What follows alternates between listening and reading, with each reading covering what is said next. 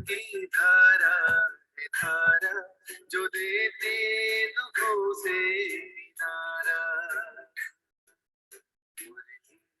अमृत की धारा है धारा जो देती दुखों से किनारा।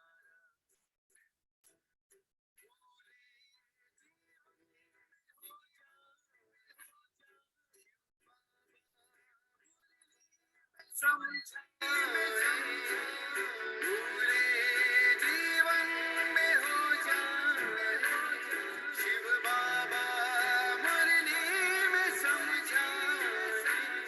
तुम्हें देवता बनना है प्यारा, देखो गलती न करना दोबारा। ओ मुरली अमृत की धारा है धारा जो देती दुखों से किनारा।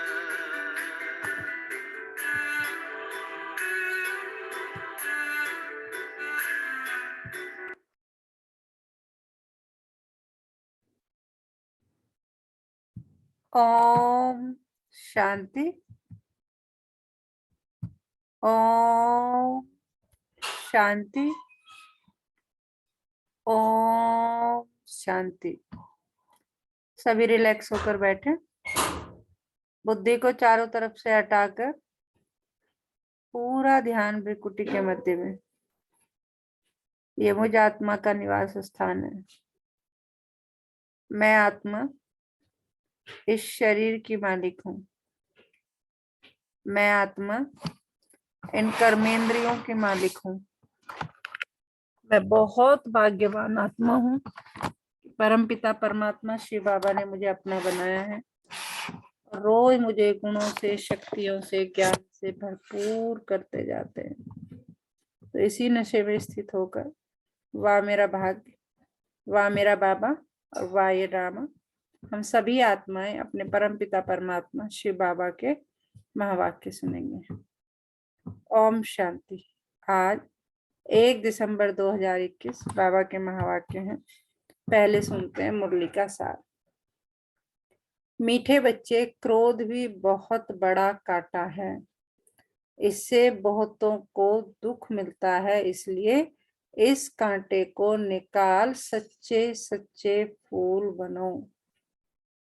क्या कह रहे बाबा कि क्रोध बहुत बड़ा कांटा है और इससे क्या होता है, बहुतों को दुख मिलता है, इसलिए क्या करना है, इस कांटे को निकाल सच्चे सच्चे फूल बनना है। प्रश्न क्या है, कांटे से फूल बनने वाले बच्चों को बाप कौन सी आथत यानी धैर्य देते हैं? कांटे से फूल बनने वाले बच्चों को बाप कौन सी आथत यानी धैर्य देते हैं? उत्तर है, बच्चे अभी तक कांटे से फूल बनने में जो माया विघ्न डालती है, यह विघ्न एक दिन खत्म हो जाएंगे। तुम सब स्वर्ग में चले जाएंगे, यह कलयुगी कांटे खत्म हो जाएंगे। बाप ने तुम्हें संगम युगी पॉट में डाला है। माया भर मुरझा देती है, लेकिन ज्ञान का बीज अविनाशी है, यह बीज विनाश नहीं हो सकता। गीत है, न वे हमसे जुदा होंगे। ओम शांति।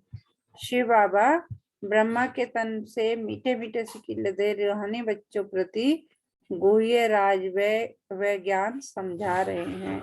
एक तो बच्चों ने गीत सुना कि बाबा हम आपके ऊपर बलि जाएंगे, आपसे जुदा नहीं होंगे, बल्कि कितने भी सितम सहन करने पड़े। सितम क्यों होते? क्योंकि मनुष्यों को जहर नहीं मिलता। ये तो बच्चे जानते कि हम न आत्मा को न परमात्मा को जानते थे, न अपने आप को न बाप को जानते थे, इसलिए जैसे जानवर बुद्धि थे, लौकिक संबंध में तो अपने को जानते हैं, बाप को भी जानते हैं। इस समय के मनुष्य अपने को और पारलौकिक बाप को बिल्कुल ही नहीं जानते। कह देते परमात्मा का कोई नाम रूप देश काल है नहीं, तो फिर आत्मा का भी नहीं होना चाहिए। आत्मा को भी वो लोग जानते ही नहीं, कह देते आत्मा सो परमात्मा। अभी तुमने जाना है वह तो सिर्फ नाम मात्र कह देते हैं। आत्मा और जीव है, आत्मा अविनाशी है, जीव विनाशी है। अच्छा, आत्मा क्या चीज है, उनका रूप रंग क्या है? आत्मा क्या चीज है, उनका रूप रंग क्या है? नाम तो जानते हैं कि आत्मा है, परंतु वह कैसी है, क्या करती है, कैसे कैसे पाठ बजाती है, कितना समय पाठ बजाती है, इस आत्मा की नॉलेज का कोई वर्णन कर न सके। अभी तुम जानते हो आत्मा छोटा स्टार है, और वो तुम भी कैसे जानते हो, तुम्हें मैंने बताया आकर के। आत्मा में सारा 84 जन्मों का पाठ अविनाशी नुंदा हुआ है। शंकराचार्य की आत्मा भी अपना पाठ बजा रही है। यह भी कोई नहीं जानते कि आत्मा कैसे सतो प्रधान फिर सतो रजो तमो में आती है। सिर्फ कह देते हैं भ्रिकुटी के बीच चमकता है अजब सितारा, बस और कुछ नहीं जानते। आत्मा को नहीं जाना, गोया परमात्मा को नहीं जाना। इस समय यह है कांटों का जंगल, सब कांटे हैं। न रचयिता परम पिता परमात्मा को जानते हैं, न रचना के आदि मध्य अंत को जानते हैं। तुम बच्चे आत्मा और परमात्मा को जानते हो, सो भी नंबरवार पुरुषार्थ अनुसार। बहुत बच्चे हैं जो यथार्थ रीति नहीं जानते, देहाभिमान में रहने के कारण पूरी धारणा नहीं होती। नंबरवार तो है ना, पूछते हैं बाबा ऐसे क्यों है। बाबा कहते बच्चे ये राजधानी स्थापन हो रही है, इसमें सब प्रकार के जरूर चाहिए। पत्थर बुद्धि हो तब तो कम से कम पद पाए। अगर खुद जानते हो तो औरों को भी समझाएं। तुम कहेंगे आगे चलकर समझाने लग पड़ेंगे, परंतु ऐसे भी कोई चाहिए तब तो कम पद मिलेगा ना। कहाँ राजा कहाँ प्रजा, कितना फर्क है। यहाँ तो राजा प्रजा सबको दुख है, सतयुग में न राजा को दुख न प्रजा को, परंतु मर्तबे में तो फर्क है। पूरी धारणा न होने के कारण कि उसको समझा नहीं सकते हैं, फिर कोई ना कोई कांटा लगता रहेगा, कभी लोभ का, कभी मोह का, भूतों की प्रवेशता। बाबा कह रहे सारे विकार जो है वो क्या है, भूत हैं, भूतों की प्रवेशता होती रहेगी। यह भी होना है जरूर। बाबा कह रहे नथिंग न्यू, ये भी ड्रामा में नूंद है तो ये भी होना है। तुम हो प्रजापिता ब्रह्मा कुमार कुमारियां। प्रजापिता का बाप कौन, शिव बाबा। बाकी शिव का बाप कोई होता नहीं। यह ब्रह्मा विष्णु शंकर भी शिव की रचना है, तो सब हो गई आत्माएं। परमपिता परमात्मा एक है। ब्रह्मा विष्णु शंकर अथवा लक्ष्मी नारायण आदि कोई भी मनुष्य आत्मा से कभी गति सदगति का वर्षा मिल नहीं सकता। मनुष्य न आत्मा को यथार्थ जानते न परमात्मा को जानते हैं। एक परमपिता परमात्मा ही आत्मा का रियलाइजेशन करा सकते हैं। बाबा कह रहे मैं ही हूँ जो आके तुम्हें बता सकता हूँ और रियलाइजेशन करा सकता हूँ। ज्ञान से सदगति होती है। ज्ञान तो एक बाप ही देते हैं। कोई कोई बच्चे फिर यज्ञ की स्थूल सेवा भी बहुत करते हैं। इस सब्जेक्ट से भी मार्क्स मिलती है। अब तुम बच्चों को बाप अमरनाथ तीर्थी की कथा सुनाते हैं, यह वास्तव में कथा नहीं है, यह है रूहानी ज्ञान। अपने को और बाप को जानना। हम वह तो कह देते हैं जैसे पानी से बुदबुदा निकलता है फिर समा जाता है, हम ब्रह्म से पैदा हो पाठ बजाए फिर ब्रह्म में लीन हो जाते हैं, या ब्रह्म ही बन जाते हैं और कोई रचना और रचना का ज्ञान है नहीं। ज्ञान तो बाप ही आकर समझाते हैं। इनका नाम है शिव। फिर उनको कोई रुद्र भी कहते हैं, कोई पाप कटेश्वर भी कहते हैं, कोई भोलानाथ भी कहते हैं, बबूलनाथ भी कहते हैं। बहुत सारे नाम बाबा कह रहे रख दिए। अनेक नाम रख पूजा की सामग्री बढ़ा दी है। जो परमात्मा ने कर्तव्य किया उस पर भिन्न भिन्न नाम रख बहुत मंदिर बना दिए हैं। अब आप कहते हैं यह कांटों की दुनिया विषय सागर, यह भी सबसे लिखाया जाता है। क्या लिखाया जाता है कि ईश्वर सर्वव्यापी नहीं है। बाप तो आकर भारत को स्वर्ग बनाते हैं तो सारी दुनिया स्वर्ग बन जाती है। यह भी किसकी बुद्धि में नहीं आता। शास्त्र सब है भक्ति के, बाकी हर एक को अपने अपने काम का ज्ञान है। वाड़े यानी कारपेंटर को वाड़े का ज्ञान है, डॉक्टर को डॉक्टरी का ज्ञान है। यह है रूहानी ज्ञान, जो तो एक परमात्मा ही आकर देते हैं। मनुष्य को ये पता ही नहीं कि परमात्मा किसको कहा जाता है। गीता में श्री कृष्ण का नाम डाल दिया। मुख्य बात यह है ही है, माई बाप को खंडन कर दिया तो बाकी सब शास्त्र झूठे हो गए। झूठे पत्थरों की भी खानियां होती है। यह भी जैसे झूठे पत्थर हैं, जैसे नकली और असली डायमंड होते हैं ना, वो पारस बुद्धि वाले रहते हैं पारसपुरी सतयुग में। यह तो है नर्क। बुलाते हैं हे पतित पावन आओ, तो जरूर पतित है। नर्क और स्वर्ग दोनों भारत में ही है। कोई मरते हैं तो कहते हैं स्वर्ग गया, जब मरते हैं ना कहते हैं स्वर्ग पधार गया। यह बुद्धि में नहीं आता। स्वर्ग तो सतयुग को कहा जाता है। परमात्मा स्वर्ग की स्थापना करते हैं, लेकिन नरक की। रावण राज्य कब से शुरू होता है यह भी किसको पता नहीं है। बल शास्त्र बहुत पढ़ते हैं, ब्रह्मचारी में भी रहते हैं, परंतु पैदा तो विकार से होते हैं ना। साधु सन्यासी भी साधना करते हैं, बाप से मुक्ति मांगते हैं, क्योंकि छीछी दुनिया में रहना नहीं चाहते हैं। अब बाप कहते हैं पहले आत्मा को जानो कि कैसे जन्म मरण में आती है, कैसे सच्चे सोने में खाद पड़ती है, कैसे 84 जन्मों का पाठ बजाती है। सबसे जाति पाठ तुम्हारा है। जो देवी देवता थे वही पूरे 84 जन्म लेते हैं। लक्ष्मी नारायण ने राज्य किया, फिर कहाँ गए? उनकी आत्मा ने जरूर जन्म तो लिया होगा ना। अब वह कहाँ है कोई जानता नहीं। क्रिश्चियन लोग जानते हैं क्राइस्ट इस समय बैगरी पार्ट में होगा। तुम तो अच्छी रीति जानते हो लक्ष्मी नारायण जो स्वर्ग के मालिक थे, उन्होंने ही पुनर्जन्म ले 84 जन्म पूरे करने हैं। सभी आत्माएं 84 जन्म नहीं लेंगी, यह भी ज्ञान बुद्धि में धारण करने का है। योग में रहने के सिवाय कांटों से फूल बन नहीं सकते।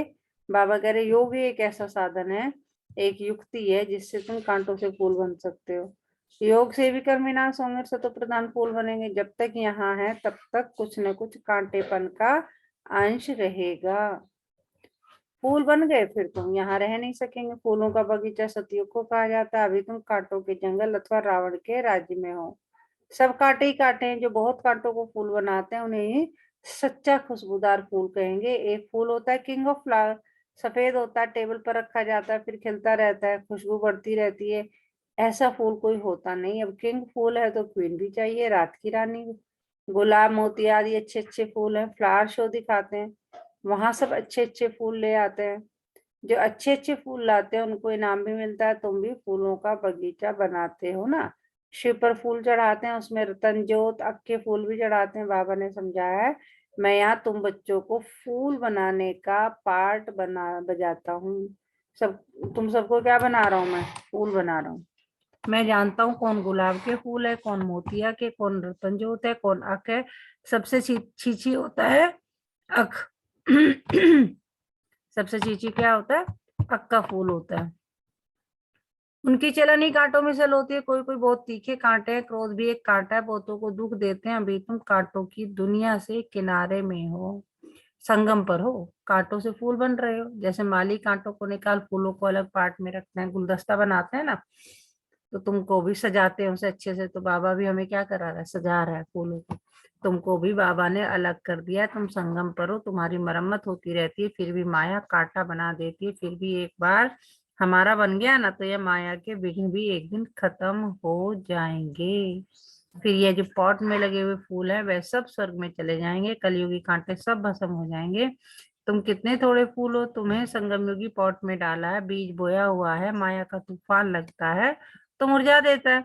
फिर भी अविनाशी ज्ञान का बीज एक बार डाला है तो वह विनाश नहीं होता है।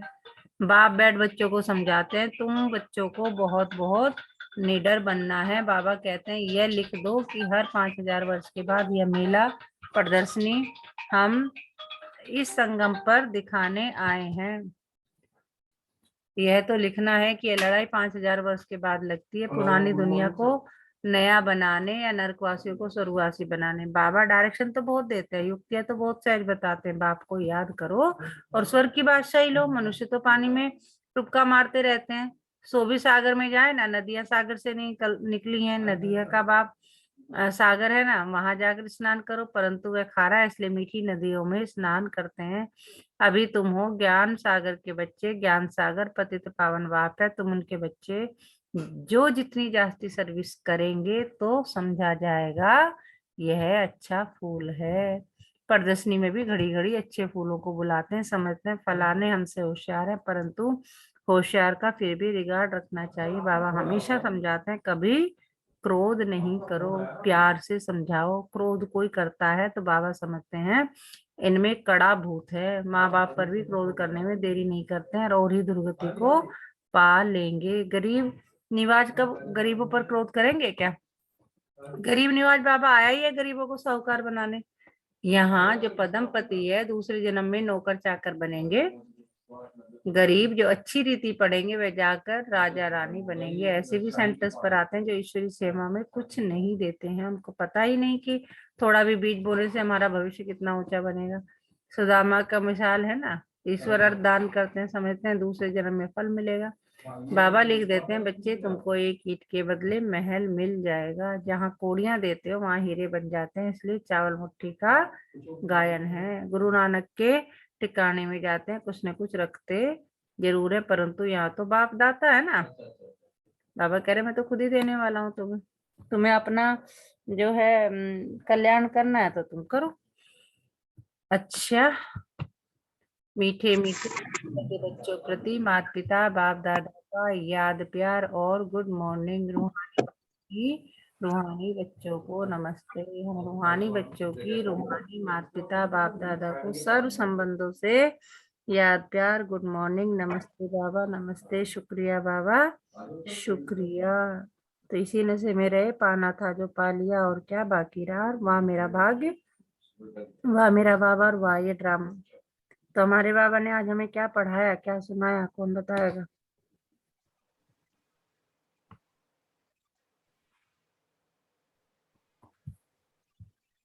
हाँ जी, धारणा के लिए मुख्य सार, बहुत बहुत निडर, क्या करना है, बहुत बहुत निडर बन कांटों को फूल बनाने की सेवा करनी है। सबसे अविनाशी बीज बोते रहना है, सब में अविनाशी बीज बोते रहना है। क्रोध का बहुत बड़ा कांटा है, उसे छोड़ बहुत बहुत प्यारा बनना है। प्यारे से सर्विस करनी है, सर्विसेबल का रिगार्ड, प्यार से सर्विस करनी है, सर्विसेबल का रिगार्ड रखना है। वरदान सर्व के गुण देखने, क्या कह रहे हैं बाबा, सर्व के गुण देखने, क्या करना है, सर्व के गुण देखने व संतुष्ट करने की उत्कंठा द्वारा सदा एक रस उत्साह में रहने वाले गुण मूर्त भव। बाबा कह रहे हैं सब में क्या करना है, केवल केवल केवल गुण देखना है। सदा एक रस उमंग उत्साह में रहने के लिए जो भी संबंध में आते हैं उन्हें संतुष्ट करने की उत्कंठा हो कि हमारे पास कोई आया वो हमसे कुछ न कुछ लेके, ज्ञान रत्न लेके जाए। जिसको भी देखो उससे हर समय गुण उठाते रहो। मतलब बाबा कह रहे किसी को देख रहे हो ना तो उसके गुण देखने। सर्व के गुणों का बल मिलने से उत्साह सदा काल के लिए रहेगा। उत्साह कम तब होता है जब औरों के भिन्न भिन्न स्वरूप, भिन्न भिन्न बातें देखते सुनते हो, लेकिन गुण देखने की उत्कंठा हो तो एक रस उत्साह रहेगा और सर्व के गुण देखने से स्वयं भी गुण मूर्त बन जाएंगे। आज का स्लोगन क्या है, बेहद के वैराग्य वृत्ति का फाउंडेशन मजबूत हो तो सेकंड में अशरीरी बनना सहज है। बेहद के वैराग्य वृत्ति का फाउंडेशन मजबूत हो तो सेकंड में अशरीरी बनना है। मैं बाबा का, बाबा मेरा। आज का मीठा मोती, अपनी सभी आशाएं परमात्मा पर छोड़ दें तो कभी किसी भी चीज से निराशा नहीं मिलेगी। तो आज पूरा दिन किस समान में रहना है, मैं सदा एक रस उत्साह में रहने वाली आत्मा हूँ। मैं सदा एक रस उत्साह में रहने वाली आत्मा, और इसके लिए क्या करना होगा, सदा सबके गुण देखेंगे। अच्छा, ओम शांति।